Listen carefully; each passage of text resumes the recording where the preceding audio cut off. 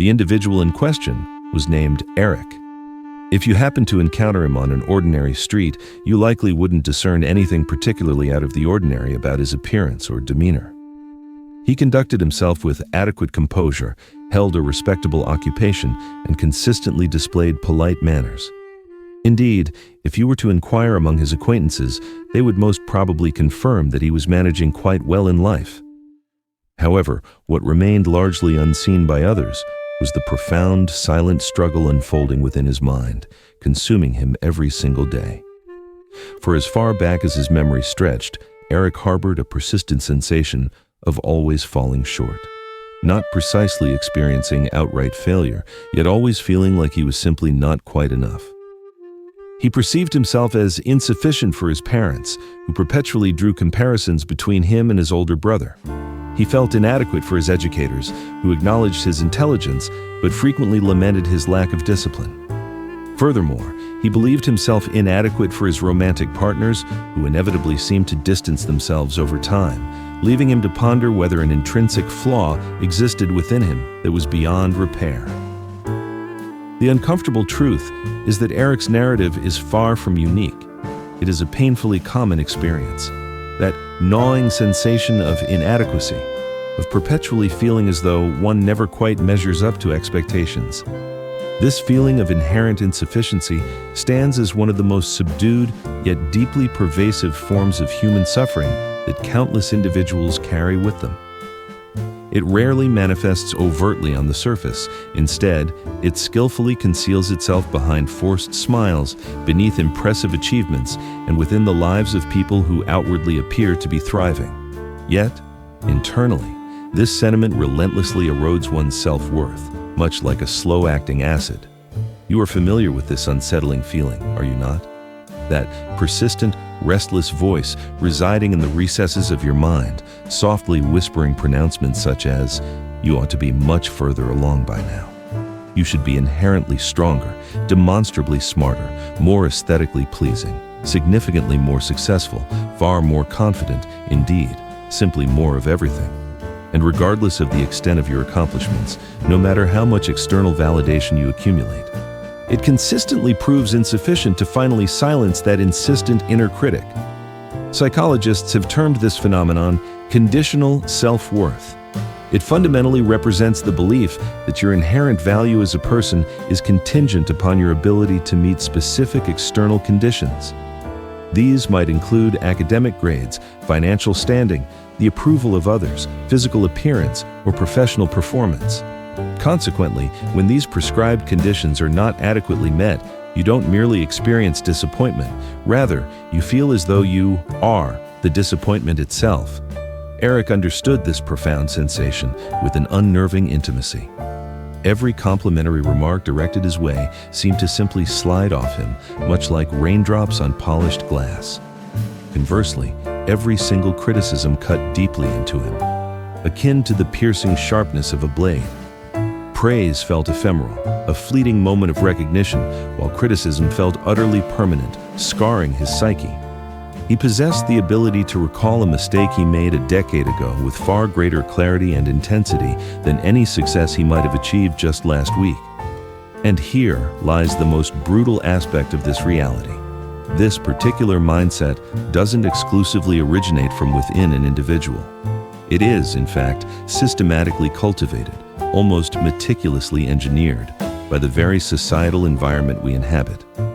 From the tender moments of our childhood, we are systematically subjected to measurement, ranking, grading, and constant comparison. The educational apparatus instills this early on. It dictates that your inherent worth is intricately tied to the scores on your report card. Social media platforms ceaselessly reinforce this notion, implying that your value is derived from the number of likes and followers you accumulate. Consumer culture, in its pervasive influence, informs us that your worth resides in the possessions you acquire, the way you present yourself physically, and the level of your performance. And thus, millions of individuals grow up mirroring Eric's experience, perpetually burdened by an invisible yardstick that is perpetually just a little too long for them to ever fully measure up. Irrespective of the amount of progress they achieve, the elusive standard continually shifts further away. It is critically important to grasp a fundamental point here. This phenomenon is not merely a personal failing. It isn't simply a matter of certain individuals being inherently insecure. Statistically speaking, the reported rates of low self-esteem and pervasive feelings of inadequacy have dramatically escalated over the course of the past few decades. Numerous studies indicate that nearly 85% of people across the globe contend with some degree of diminished self-worth. Pause and truly contemplate that statistic. 8 out of every 10 individuals you encounter on the street are silently engaged in a personal battle against some manifestation of feeling not good enough. Why is this the case? A significant portion of the explanation resides in the evolutionary trajectory of our brains. Many millennia ago, the act of belonging to a cohesive group was quite literally a matter of life or death. If an individual faced rejection, if they were deemed insufficient to meaningfully contribute to the collective, their prospects for survival plummeted dramatically. Consequently, the human brain evolved to possess a heightened sensitivity to experiences of rejection, social comparison, and personal failure. This deep-seated neurological wiring persists within us even today. However, in our contemporary era, it is being extensively exploited by various modern systems. Schools, powerful corporations, pervasive media outlets, and intricate algorithms are all meticulously designed to prompt you to question your inherent sufficiency. This is done so that you will be compelled to exert greater effort, consume more products, and remain inextricably connected to this self-perpetuating cycle. Eric, for his part, was not privy to all the intricate scientific explanations. He simply recognized that each passing day felt like an exhausting, unwinnable race. He would diligently establish goals, successfully achieve them, and instead of experiencing a sense of pride or accomplishment, he would immediately advance the goalpost even further. He firmly believed that if he merely worked with greater intensity, pushed himself more relentlessly, and accomplished a higher volume of tasks, perhaps then, he would finally attain the elusive sensation of being truly enough. But, as is often the case, that anticipated day never materialized, and it is quite possible that you too recognize this very same self-defeating cycle within your own life. You might tell yourself, if I could just shed 10 pounds, then I would finally feel truly confident. Yet, once that weight is lost, an immediate desire for 10 more pounds to disappear invariably surfaces. Or perhaps, if I could just secure this promotion, then I would genuinely feel successful. However, upon attaining it, you find yourself already consumed by anxiety about the next career advancement. This pervasive pattern is commonly referred to as the treadmill effect. You find yourself running ceaselessly, but despite all the effort, you never actually arrive at your desired destination. The profound anguish stemming from the feeling of never quite being good enough is not a clamorous, overt pain. Rather, it is a quiet, insidious one. It manifests subtly in your hesitation before you choose to speak up, in your tendency to downplay your legitimate achievements when someone offers you a compliment, and in your excessive inclination to apologize. It surfaces in your secret resentment towards the successes of others, because their perceived brilliance feels like an oppressive shadow cast over your own existence. Eric's internal torment also revealed itself through numerous small, observable behaviors. He would meticulously rewrite his emails as many as 5 times before finally daring to send them, consumed by an intense fear of appearing foolish. During professional meetings, he would remain conspicuously silent, even when brilliant ideas occurred to him, simply because he was convinced his thoughts were not intelligent enough to be shared. In the quiet hours of the night, he would scroll endlessly through social media feeds, constantly comparing his own unvarnished behind-the-scenes reality with everyone else's carefully curated highlight reels, slowly succumbing to that familiar oppressive heaviness settling within his chest. However, here lies a crucial truth that Eric, and indeed so many of us, find immensely challenging to grasp. The persistent sensation of never being quite good enough is not definitive evidence that you are fundamentally broken or flawed. Rather, It is powerful proof that you are simply a human being navigating a complex system that consistently profits from nurturing your self-doubt. The very industries that ceaselessly feed you comparisons and highlight perceived deficiencies are, ironically, the same entities that market and sell you the products purported to fix those very issues. This arrangement is not a mere accident, it is, quite deliberately, by design. Now, I wish to pause momentarily and clarify an essential point. I am not suggesting that the concept of personal responsibility holds no significance. On the contrary, we absolutely should endeavor to grow, to continuously improve, and to evolve into progressively better versions of ourselves. Genuine personal growth is inherently beautiful, and dedicated effort is profoundly meaningful. Nevertheless, there exists a critical distinction between striving for improvement from a foundation of genuine self-love and striving from a deeply ingrained place of self-loathing. The former path intrinsically expands your being, fostering genuine flourishing. The latter, conversely, relentlessly drains and empties you of vitality. And precisely this distinction lies at the very heart of the pervasive pain we discuss. When the concept of good enough transforms into an ever-receding horizon that you can never quite attain, life regrettably devolves into a perpetual, exhausting chase. You are never entirely present in the moment, never truly able to experience rest, because you are constantly reaching for that subsequent, elusive metric of your perceived worth. Just ponder for a moment how utterly exhausting such an existence truly is. Imagine yourself perpetually carrying a heavy backpack filled with dense rocks wherever you go. And each individual rock represents a deeply held, self-limiting belief such as, I am not sufficiently attractive. I am not intelligent enough. I am not successful enough. I lack adequate confidence. Over the passage of time, it becomes inconsequential how physically strong you might be. The cumulative weight will inevitably wear you down, eroding your spirit. Eric had not even fully grasped the immense burden his metaphorical backpack had become until, one day, after years of this unrelenting struggle, he awakened with the stark realization, I no longer even know who I truly am beyond the confines of this endless, exhausting pursuit. And that, unequivocally, is the perilous aspect. The persistent ache of never being truly good enough does not solely wound your self-esteem, it systematically erodes your fundamental sense of self. You gradually begin to internalize the belief that you are the inadequacy itself, that you are permanently and fundamentally lacking in some intrinsic way. However, here is a profoundly powerful truth, that deeply entrenched belief, as convincingly as it may feel, is fundamentally not the ultimate reality. Modern neuroscience compellingly demonstrates that the human brain possesses remarkable adaptability. The very same neural pathways that habitually reinforce self-criticism can, with sustained effort over time, be successfully rewired to instead bolster and reinforce self-compassion. This transformative process is certainly not easy, nor does it manifest instantaneously. Yet, its achievement is undeniably possible. Moreover, this very struggle has been recognized across diverse cultures throughout history. Ancient Buddhist philosophy, for instance, posits that suffering frequently arises not from our authentic selves, but from the illusory constructs we mistakenly attach to who we believe we must be.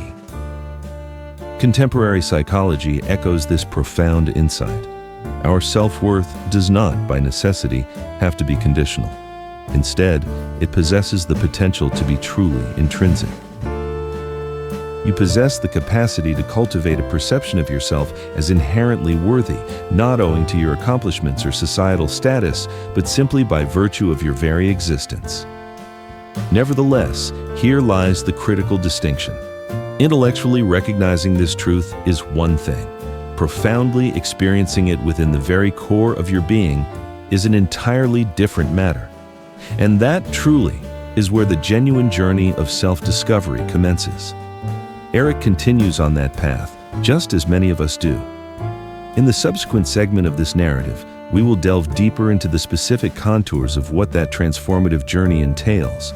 We will explore why such a significant number of us become entrapped in persistent cycles of inadequacy, and more importantly, how one can genuinely begin the process of breaking free from them. Because here is the undeniable reality. While the pain of never feeling good enough may be a widespread human experience, it is absolutely not destined to be a permanent state. So, having considered all of this, where do we proceed from this point? If you have ever felt a resonance with Eric's experiences, if you have ever gazed into a mirror and pondered, "No matter what I accomplish, it is perpetually insufficient," then you are already acutely aware of the immense weight of that burden. The fundamental question is not whether this pain is authentic, for it undeniably is, but rather how we choose to respond to its presence. The crucial initial step is one of recognition. You are fundamentally incapable of altering that which you steadfastly refuse to acknowledge and name. And such a substantial portion of our suffering concerning our intrinsic worth stems directly from pervasive silence. We typically avoid discussing these feelings. Instead, we meticulously conceal them, often operating under the erroneous assumption that everyone else has their lives perfectly orchestrated. Yet, the profound truth is that a multitude of people are quietly grappling with this very same feeling of inadequacy. When you courageously name it, when you articulate, "Yes, I struggle intensely with the sensation of not being enough," you effectively compel this formidable inner monster out of its lurking shadows. And, bathed in the light of acknowledgement, it inevitably loses a considerable portion of its oppressive power. The second pivotal step involves cultivating perspective. Remember the points we articulated earlier. This specific pain is not merely a solitary personal struggle. It is profoundly cultural. It is deeply systemic. This crucial realization signifies that it is not necessarily an inherent weakness or a personal defect within you. Instead, it represents a highly predictable response to existing within a societal framework that there. And when you begin to perceive your experience through this wider lens, the debilitating burden of shame gradually starts to dissipate. The internal narrative shifts from "I am fundamentally broken" to "the system itself is flawed." This seemingly subtle alteration in perspective can be utterly transformative, genuinely changing the course of your life. However, mere recognition, while essential, is not ultimately sufficient. You require practical tools, actionable strategies for actively retraining your mind and purposefully reestablishing a profound connection with your inherent sense of self-worth. Modern psychological insights offer a variety of such valuable techniques. For instance, compelling studies consistently demonstrate that the intentional practice of self-compassion, which literally involves speaking to yourself with the same kindness and understanding you would extend to a cherished friend, significantly diminishes levels of anxiety, depression, and persistent feelings of inadequacy. Neuroscientists conducting research at the University of Wisconsin have conclusively discovered that engaging in regular self-compassion exercises actually induces tangible changes in brain activity within regions directly associated with emotion regulation. Expressed differently, extending kindness towards yourself is not merely a sentimental gesture, it functions as genuine neurological medicine. Another highly effective practice is what psychologists refer to as reframing. This does not imply ignoring legitimate challenges or attempting to feign that everything is absolutely perfect. Rather, it denotes consciously shifting your interpretive framework for life's events. For example, instead of declaring, "I failed because I'm simply not smart enough," you might choose to reframe the experience by stating, "While I didn't achieve success this particular time, I undeniably gained valuable knowledge that I did not possess previously." This alteration in phrasing may appear minor, but over the course of time, it systematically fosters resilience rather than embedding shame.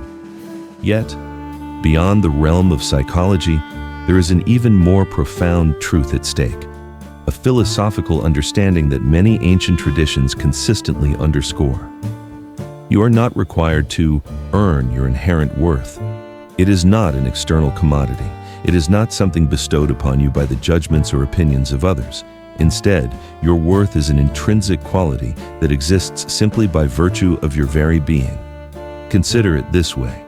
A newborn child possesses inherent value, despite having achieved absolutely nothing. Why is this so? Because worth is innate and intrinsic, not conditional upon accomplishments. And this fundamental truth does not simply vanish as we mature and age. It merely becomes deeply buried beneath successive layers of societal expectation and relentless comparison. Eric slowly began to grasp this profound concept. He initiated a nighttime journaling practice, consciously documenting not merely what he had accomplished during the day, but rather reflecting on who he was in that day. Did he lend a listening ear to a friend? Did he take a moment to truly observe the beauty of the sunset? Did he extend kindness even in the smallest of gestures? These introspective questions gradually became his quiet, internal markers of genuine value. And although he continued to contend with the persistent, ingrained voice of inadequacy, he simultaneously began to perceive the emergence of something entirely new within himself. It was a delicate whisper of self-acceptance, and that, in essence, constitutes the third crucial step, a deliberate reorientation of your personal measurement of worth. Instead of perpetually pursuing external validation, you consciously begin to cultivate a robust system of internal validation. You acquire the wisdom to define what enough signifies on your very own terms. This does not, by any means, imply abandoning your goals or extinguishing your ambitions. Rather, it signifies a resolute refusal to tether your fundamental identity to them. You will continue to strive, but you will do so from a profound place of genuine curiosity and personal growth, rather than from a desperate, all-consuming need. It is important to emphasize a critical point here. This process is far from effortless. It is decidedly not a rapid solution or a quick fix. You will not simply awaken one morning and instantaneously feel entirely whole. The journey of healing from the deep-seated pain of never feeling good enough is less akin to flipping an immediate switch and much more like diligently tending to a garden. It requires consistent, daily dedication. Some days you will inevitably falter and forget your progress. On other days, the familiar old critical voice will undoubtedly resound louder than ever before. However, over time and through consistent practice, the very soil of your inner landscape undergoes a transformation, and consequently, what blossoms within it changes profoundly as well. Let us transition to a more practical orientation for a moment. If you are inclined to initiate this transformative shift starting today, what concrete actions could you realistically undertake? Here are 3 straightforward yet immensely powerful practices. Firstly, the enough list. Each evening, dedicate time to thoughtfully record 3 specific things you accomplished that day that, in your estimation, made you feel sufficiently enough. These entries need not be monumental achievements. They could be as simple as, I made a phone call to my grandmother, or I managed to get out of bed even though it was incredibly challenging, or I offered a genuine smile to a stranger. Over time, this consistent practice serves to retrain your brain to consciously recognize inherent value in simply being rather than solely in achieving. Secondly, the comparison detox. Designate one day each week during which you intentionally disconnect from social media, advertising, or any other external sources that relentlessly bombard you with comparative stimuli.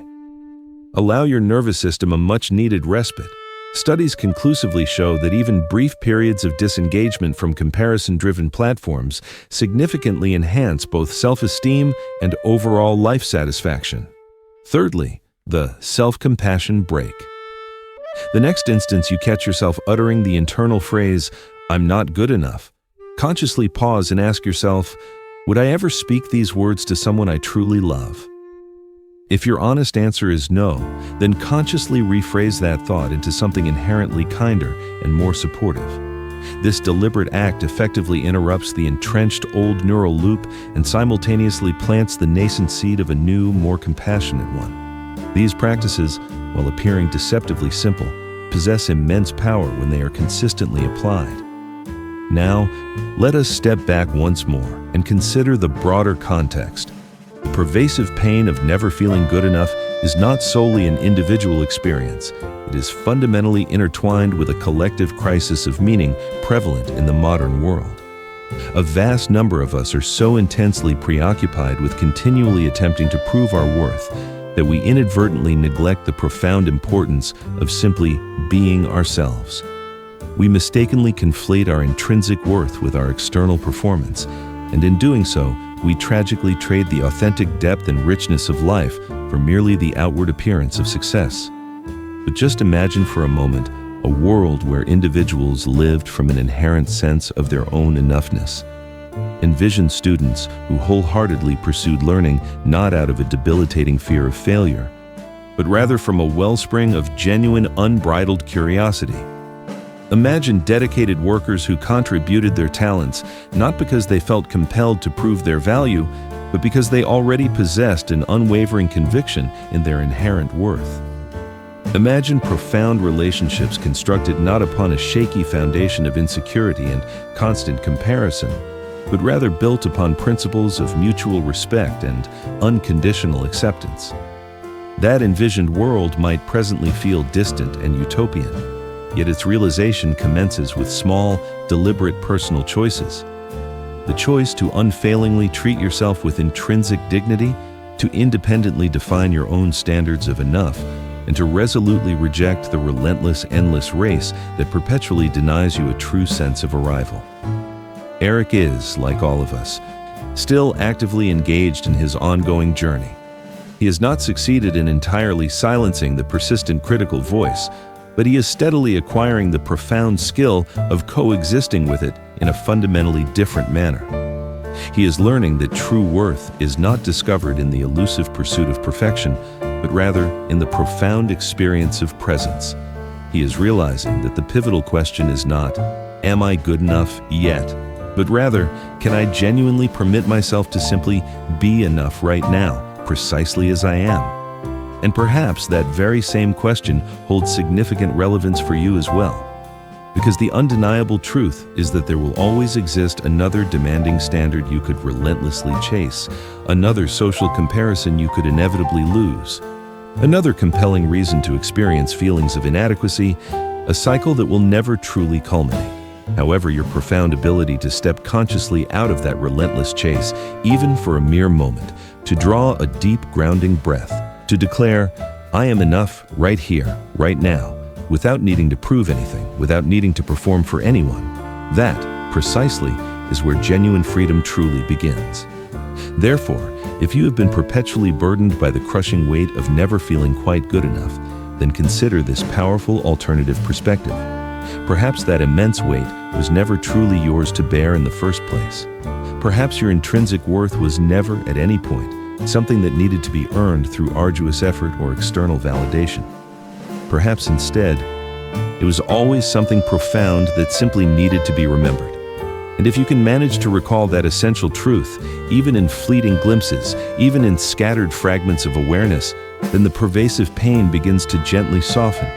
The relentless chase begins its gradual deceleration, and life itself, in all its inherent, imperfect beauty, starts to feel just a little more like an authentic home. Because in the ultimate analysis, you are not defined by your fleeting achievements, nor by your unavoidable failures, nor by the endless comparisons to others. You are not the rigid yardstick or the judgmental scorecard. You are something far more profound, far more ancient, and infinitely more worthy than any of those superficial measures could ever conceivably capture. You are unequivocally enough. You always have been.